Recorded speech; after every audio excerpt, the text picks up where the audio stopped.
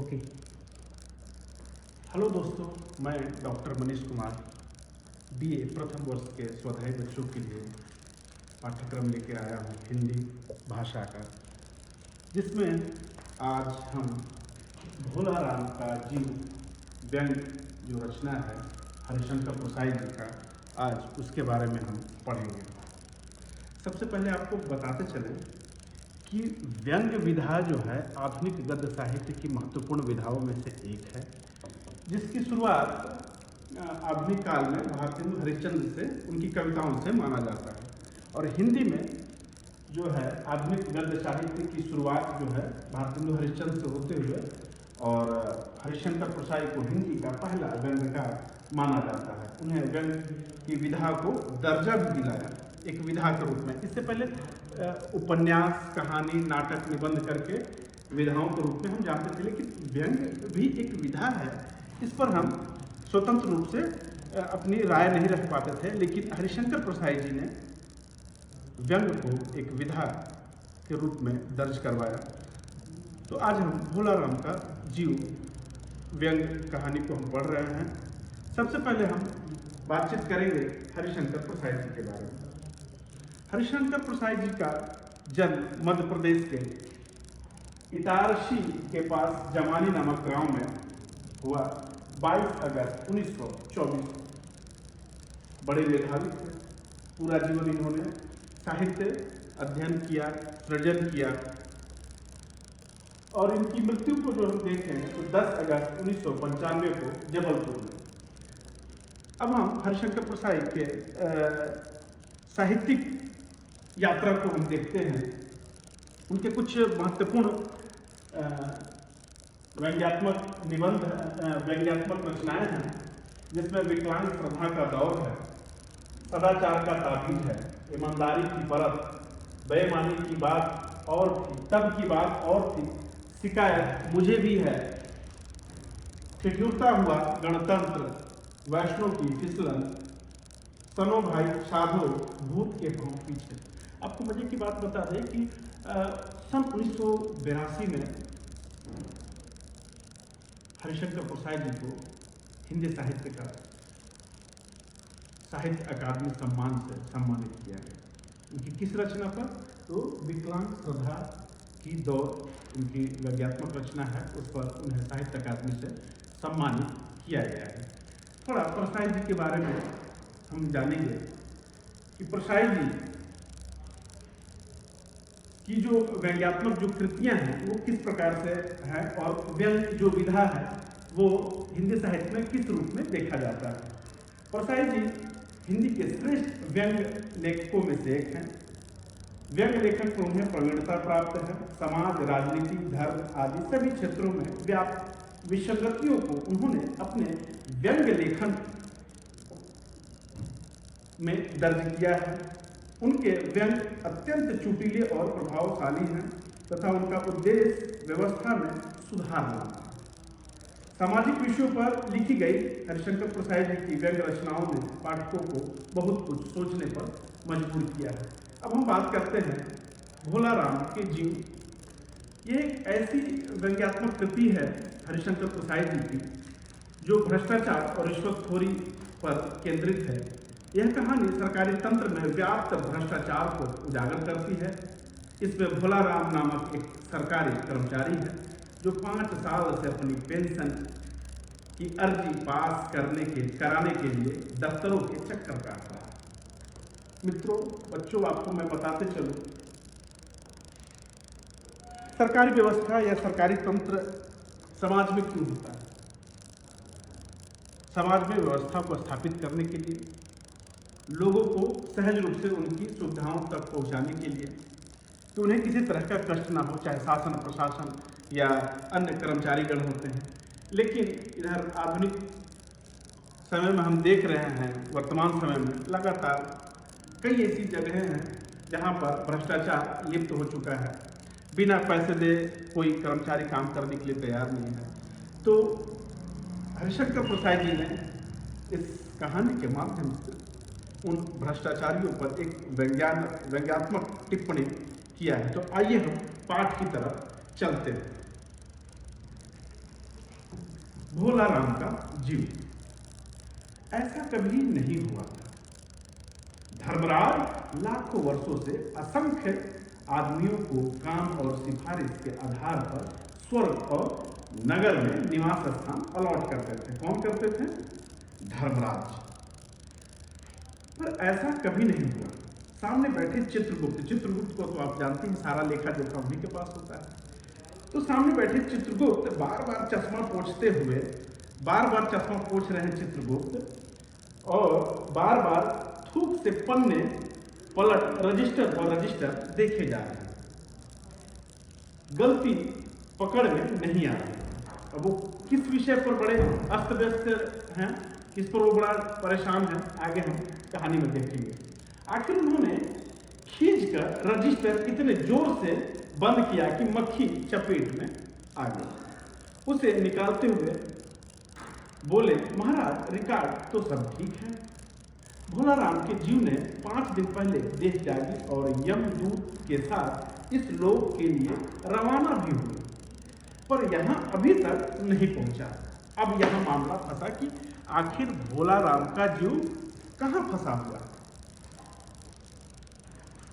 वहां चित्रगुप्त बैठे हुए रजिस्टर लेखा जोखा, स्वर्ग और नर्क की टिकट काटने के लिए आपके कृत्यों से, आपके कर्मों से, जिस तरह का आपका कर्म होगा, चित्रगुप्त बैठे हुए हैं। देखिए कितना सुंदर सा इस कहानी के माध्यम से परसाई जी ने समाज पर एक तीखा टिप्पणी किया है, एक तीखा प्रहार किया है कि किस प्रकार समाज में जो सरकारी तंत्र है, किस प्रकार लोगों को समस्याओं में घेरे जा रहा है, परेशान कर रहा है। आगे बढ़ते हैं। धर्मराज ने पूछा, और वह दूत कहाँ है? महाराज वह भी लापता है। लो मजे की बात, यमदूत भी गायब है और दूत जो भोला राम का जीव है वह भी गायब है। इसी समय द्वार खुले और एक यमदूत बड़ा बदहवास वहां आया, अस्त व्यस्त मूड में। उसका मौलिक कुरूप चेहरा परिश्रम, परेशानी, भय के कारण और भी विकृत हो गया। उसे देखते ही चित्रगुप्त चिल्ला उठे, अरे इतना तो मस्त मस्त से क्यों दिख रहे हो? क्या हुआ? अरे तू कहाँ रहा इतने दिन? भोला राम का जीव कहाँ है? अब ये प्रश्न बड़ा गंभीर वहां बना हुआ है कि आखिर भोला राम का जीव कहाँ है? तुम भी आए हो और भोला राम का जीव यहाँ है भी नहीं तुम्हारे साथ, तो आखिर वो जीव कहाँ फंसा पड़ा? यमदूत हाथ जोड़कर बोला, दयानिधि, मैं कैसे बतलाऊं कि क्या हो गया? अब वहां चित्रगुप्त रजिस्टर लेके अस्त व्यस्त से पड़े हुए हैं। यम को भेजे कि जाओ, भोला राम का जीव जो है वो भाई मर चुका है, 5 दिन पहले उसकी मृत्यु हो चुकी है, उसका जीव कहाँ फंसा हुआ है? यमदूत वापस लौट आता है और जैसा कि आप कहानी में देख रहे हैं कि वह जीव भोला राम का उसके साथ नहीं है। आखिर वो जीव कहाँ फंसा पड़ा? इन सारी चीज़ों की पड़ताल हम इस कहानी के माध्यम से आगे करेंगे और बड़ा इंटरेस्टिंग सा कहानी होने वाला है। भोला राम का जीव मुझे चकमा दे दिया। यमदूत चित्रगुप्त से कह रहे हैं कि महाराज भोला राम का जीव को तो मैं लाने गया था, लेकिन उसने मुझे चकमा दे दिया। 5 दिन पहले जब जीव ने भोला राम की देह को त्यागा, तब मैंने उसे पकड़ा और इस लोक की यात्रा आरंभ की। नगर के बाहर ज्यों ही उसे लेकर एक तीव्र वायु तरंग पर सवार हुआ, त्यों ही वह मेरी चंगुल से छूटकर न जाने कहां गायब हो गया। इन 5 दिनों में मैंने सारा ब्रह्मांड छान मारा, पर उसका कहीं अता पता नहीं। अब मामला यहां बड़ा गंभीर हो गया है। चित्रगुप्त वहां बैठे हुए कि भाई जल्दी बोलो, 5 दिन हो गए, जीव कहाँ है? तुरंत मुझे स्वर्ग और नर्क की जो टिकटें काटनी है कि भाई जो अच्छा कर्म किया होगा उसे स्वर्ग और जो बुरे कर्म किए होंगे उसे नर्क भेजा जाएगा। अब यहां मामला फंसा पड़ा है कि आखिर वो जीव गया तो गया कहां? यमदूत पूरा ब्रह्मांड छान मारा, कहीं नहीं मिला। धर्मराज क्रोध से बोले, मूर्ख, जीवों को लाते लाते बूढ़ा हो गया है क्या? फिर भी एक मामूली बूढ़े आदमी के जीव ने तुझे चकमा दे दिया। अब बड़ा गंभीर समस्या है कि आखिर जीव कहां गया। धर्मराज क्रोधित हो गया कि तू बूढ़ा हो गया है क्या जीव को लाते लाते, और तुम्हें वो चकमा दे के निकल गया। दूत ने सिर झुकाकर कहा, महाराज, मेरी सावधानी से बिल्कुल कसर नहीं थी। मेरे इन अभ्यस्त हाथों से अच्छे अच्छे वकील भी नहीं छूट सके, पर इस बार तो कोई इंद्रजाल ही सा हो गया है। सब बड़े परेशान हैं कि आखिर मामला क्या है, आखिर वो कौन सी ऐसी चीज है जो इसमें इतना परेशानी हो रहा है उसके जीव को लाने में। चित्रगुप्त ने कहा, महाराज, आजकल पृथ्वी पर इस प्रकार का व्यापार बहुत चला है। चित्रगुप्त महाराज के बीच संवाद हो रहा है, तो चित्रगुप्त ने कहा महाराज से कि आजकल पृथ्वी पर इस प्रकार का व्यापार बहुत चल रहा है। लोग दोस्तों को कुछ चीज भेजते हैं और उसे रास्ते में ही रेलवे स्टेशन वाले उड़ा ले जाते हैं। होजरी के पार्सलों के मेवे रेलवे अफसर होजरी के पार्सल के मोले रेलवे अफसर पहनते हैं। मालगाड़ी के डब्बे रास्ते में ही काट लिए जाते हैं। एक बात और हो रही है कि राजनीतिक दलों के नेता विरोधी नेता को उड़ाकर बंद कर देते हैं। कहीं भोला राम के जीव को तो किसी विरोधी ने मरने के बाद खराबी करने के लिए नहीं उड़ा लिया। धर्मराज ने व्यंग से चित्रगुप्त की ओर देखते हुए कहा, तुम्हारी भी रिटायरमेंट होने की उम्र आ गई है। तुम भी मानसिक रूप से मुझे बड़े विचलित से दिख रहे हैं। भला भोला राम जैसे नग्न दीन आदमी से किसी को और क्या लेना देना, किस तरह का उसका काम। एक साधारण आदमी सा व्यक्ति, अदना सा आदमी, उसे किसी से क्या लेना देना। इसी समय घूमते घूमते नारद मुनि आ पहुंचे। नारद मुनि अर्थात पूरे ब्रह्मांड का उनके पास खबरें मौजूद होती थी, कहां क्या हो रहा है। धर्मराज को गुस्सा आया और गुमगुमाए हुए से बैठे थे। क्यों धर्मराज, कैसे चिंतित बैठे थे? क्यों नरक में निवास स्थान की समस्या अभी हल नहीं हुई? धर्मराज ने कहा, वह समस्या तो कभी की हल हो गई। नरक में पिछले साल में बड़े गुणी कारीगर आ गए हैं। कई इमारतों के ठेकेदार हैं जिन्होंने पूरे पैसे लेकर रद्दी इमारतें बनाई हैं। बड़े बड़े इंजीनियर भी आ गए हैं। उन्होंने ठेकेदारों से मिलकर पंचवर्षीय योजनाओं का पैसा जुटाया है। अब ये सारे पहुंच गए हैं वहां धर्मराज के सामने। जो भी यहाँ से जिस तरह का कृत्य करते गए हैं, जिसमें ठेकेदार हैं, इंजीनियर हैं, डॉक्टर हैं, जहां जहां जो जिस तरह से रिश्वत लिया है उसका जो चार्ट है, ब्यौरा है, वहां रजिस्टर खुल रहा है। धर्मराज के सामने चित्रगुप्त के पास सारा लेखा जोखा है।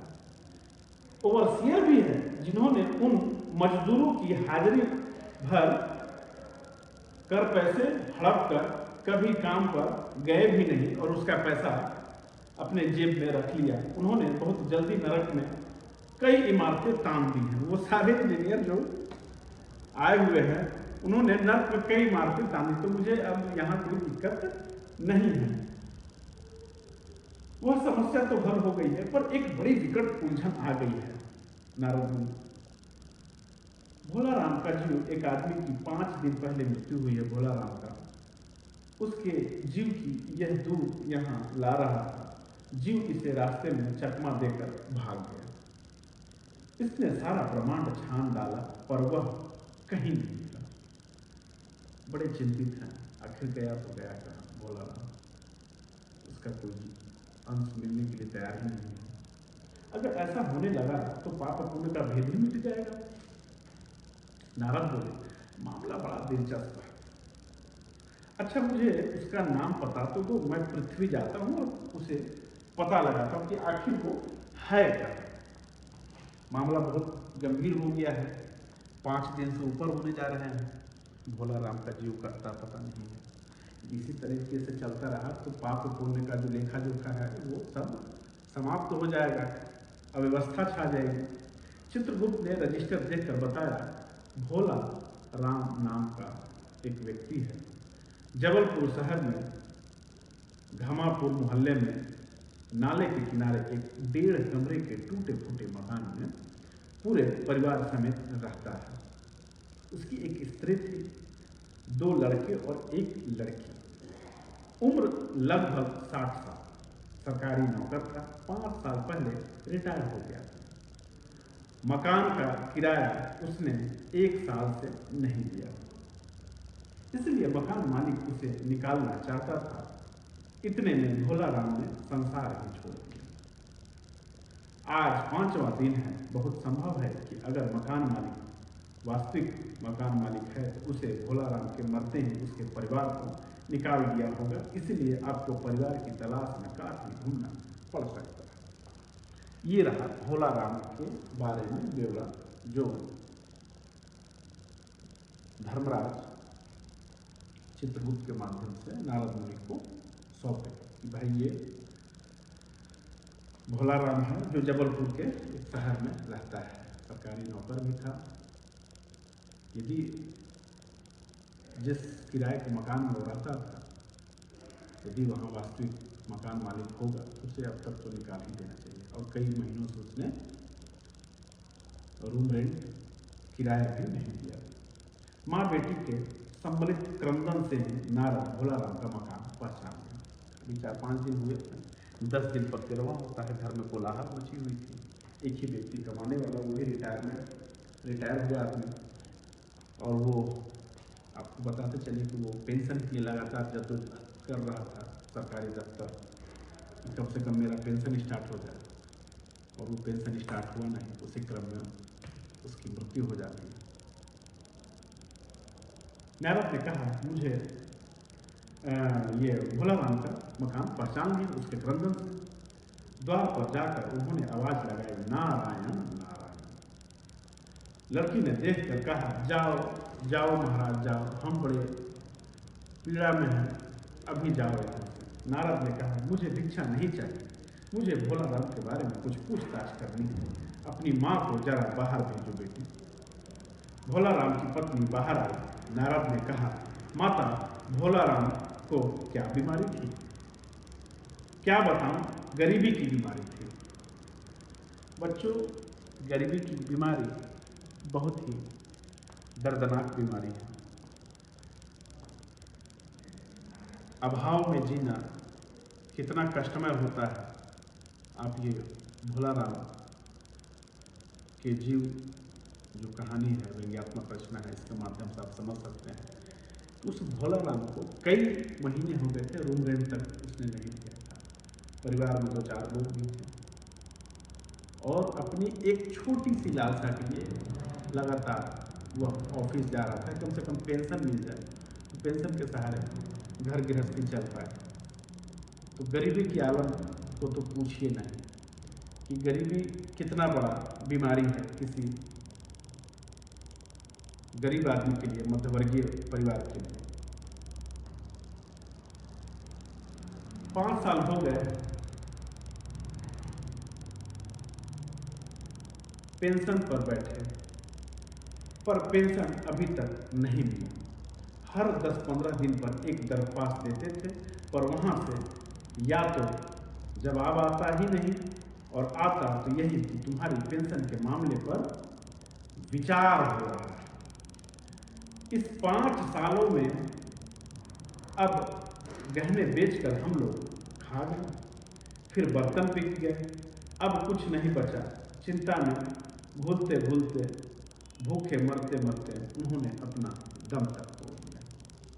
उस गरीब परिवार के पास एक पेंशन का ही सहारा था। आधुनिक समय में आपको बताते चले कि भाई एक सरकारी कर्मचारी है, नौकरी है। आधुनिक समय में तमाम तरह की परिस्थितियों से घिरा पड़ा है। यदि वो पेंशन उस परिवार में नहीं मिलेगा तो कैसे परिवार चलेगा। और सरकारी अफसर लगातार डेट पर डेट दिए जा रहे हैं, अब पैसा मिल जाएगा, पैसा मिल जाएगा। बहुत एक तो कोई जवाब ना देता, और जवाब देता भी तो उस पर कह दिया जाता है इस पर विचार किया जा रहा है, और विचार वो कई वर्षों तक चल रहा है। नारद ने कहा, क्या करोगी माँ? उनकी इतनी ही उम्र थी। नारद अपने स्तर पर उन्होंने समझाया, ऐसा तो मत कहो महाराज, उम्र तो बहुत थी। 50-60 रुपया महीना पेंशन मिलती तो कुछ और काम कहीं करके गुजारा हो जाता, पर क्या करें, 5 साल नौकरी से बैठे हो गए और अभी तक एक कौड़ी नहीं मिली। दुख की कथा सुनते ही फुर्सत नारद को नहीं हुई। वे अपने मुद्दे पर आए। माँ, यह तो बताओ कि यहाँ किसी के उनका विशेष प्रेम था किसी से, उनमें जिसमें उनका अभी भी जी लगा हो? पत्नी बोली, लगाव तो महाराज बाल बच्चों में ही होता है, नहीं परिवार के बाहर भी हो सकता है। मेरा मतलब है किसी स्त्री से। अब आधुनिक समय की समस्या है तो आधुनिक तरह के प्रश्न ही होंगे। स्त्री ने गुर्राकर नारद की तरफ देखा, बोले, अब कुछ मत कहो महाराज, तुम साधु हो, उचक्के नहीं हो। जिंदगी भर उन्होंने किसी दूसरी स्त्री की ओर आंख उठाकर भी नहीं देखा। महाराज जी, नारद जी बेचारे बड़े परेशान हो गए। उन्होंने बड़े सहजता से उनसे पूछा कि किसी स्त्री से तो प्रेम नहीं था कि भोला राम मरने के दौरान भी उसका जीव, अभी प्राण जो है यही फंसा हुआ है, आखिर वो कौन सी चीज थी? स्वाभाविक रूप था। और ये प्रश्न उन्होंने उसकी पत्नी से पूछा। पत्नी क्रोधित हो गई। नारद हंसकर बोले, हाँ, तुम्हारा यह सोचना ठीक है, यही हर अच्छी गृहिणी का आधार है। अच्छा माता, मैं चला। स्त्री ने कहा, महाराज आप तो साधु हैं, सिद्ध पुरुष हैं, कुछ ऐसा नहीं कर सकते तो उनकी रुकी हुई पेंशन मिल जाए, इन बच्चों का पेट कुछ दिन भर जाए। नारद को दया आ गई। वे कहने लगे, साधुओं की बात कौन मानता है? मेरा यहाँ कोई मठ तो है नहीं, फिर भी मैं सरकारी दफ्तर जाऊंगा और कोशिश करूंगा, प्रयास करूंगा कि तुम्हारा पेंशन जो है रुका हुआ भोला राम का, वो तुम्हें मिल सके, जिससे तुम्हें मदद मिल सके।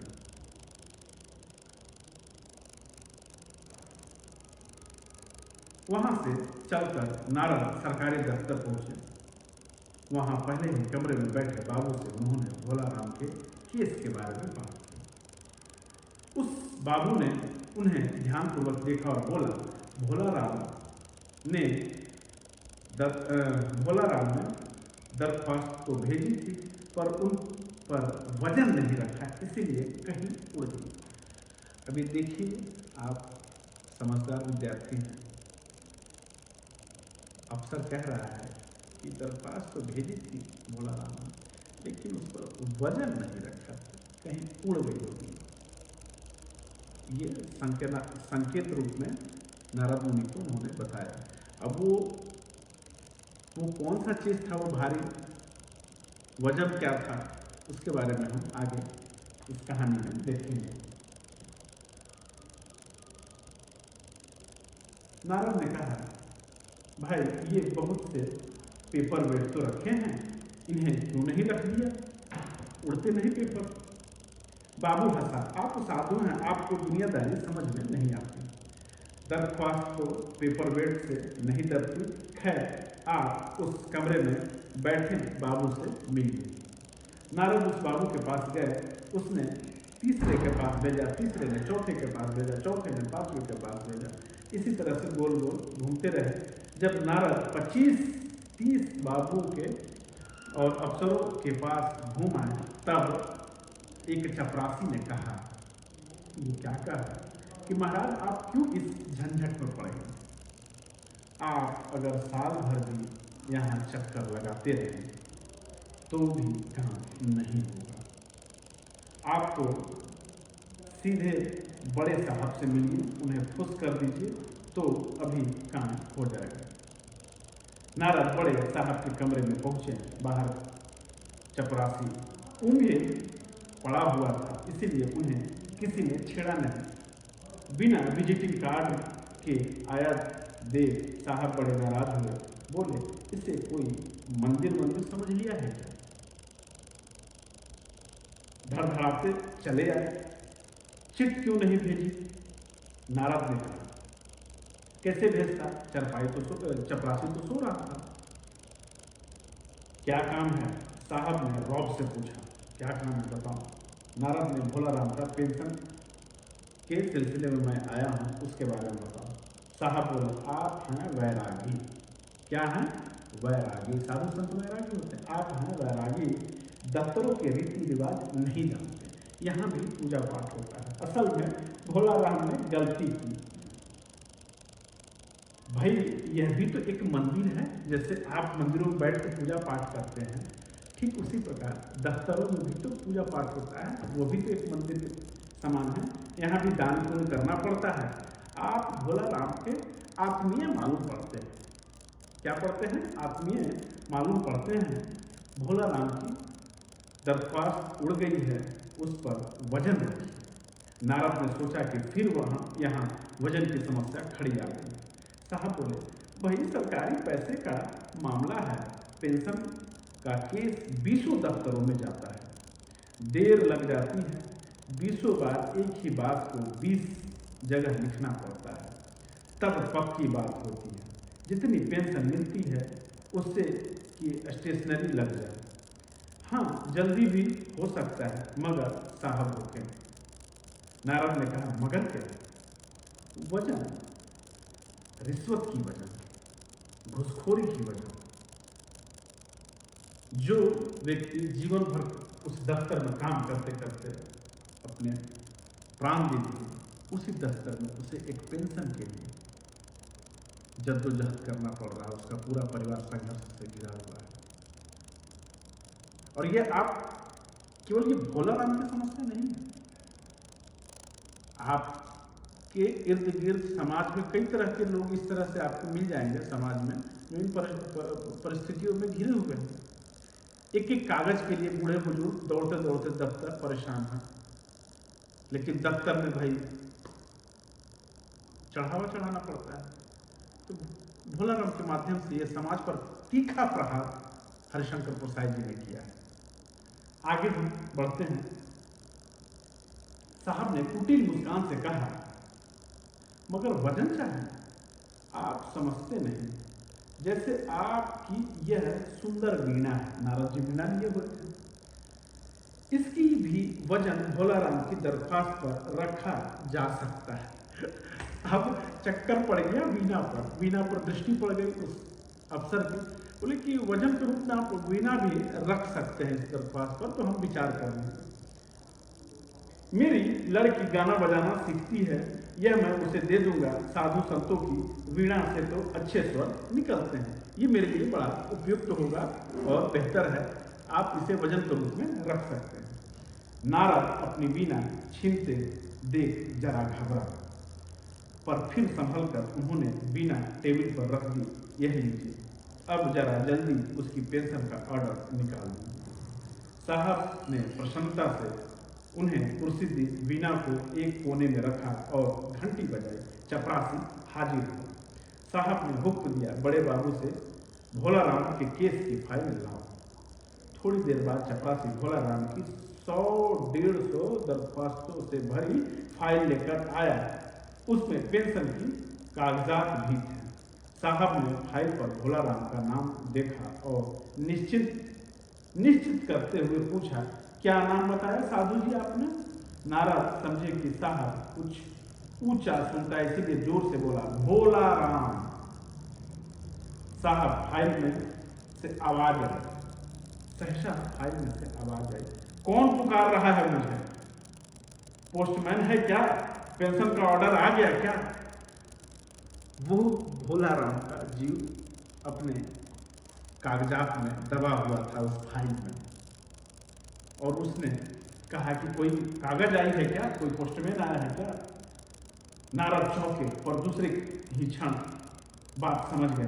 बोला, भोला राम, तुम क्या भोला राम के जीव हो? हाँ, आवाज आई, हाँ, मैं वही भोला राम का जीव हूं जो इन कागजातों में दबा पड़ा हूं। आवाज आई, मुझे नहीं जाना, मैं तो पेंशन की दरख्वास्तों में अटका हुआ, यही मेरा मन लगा, मैं अपनी दरख्वास्तों को छोड़कर नहीं जा सकता। तो ये आपने देखा भोला राम का जीव, व्यंग्यात्मक रचना हरिशंकर प्रसाद जी का। एक ऐसी रचना है जो समाज पर तीखी प्रहार कर रही है, व्यंग है कि किस प्रकार समाज में सरकारी तंत्र में मचा भ्रष्टाचार जो है, लोग परेशान हैं। इसमें भोला राम नामक एक सरकारी कर्मचारी जो 5 साल में अपनी पेंशन की अर्जी पास कराने के लिए दफ्तरों के चक्कर काट रहा था और काटते काटते अंततः उसकी मृत्यु हो जाती है और उसका जो जीव है, जो आत्मा है, उसी फाइल में दब जाता है। उसी को खोजते हुए नारद मुनि पृथ्वी पर आते हैं। तो प्यारे बच्चों, यह कहानी यही समाप्त होता है और इस कहानी के माध्यम से आपने क्या सीखा? यह सीखा कि किस प्रकार समाज में भ्रष्टाचार और कुरीतियाँ जो हैं वो सरकारी तंत्र में, जिससे सामान्य लोग परेशान हो रहे हैं।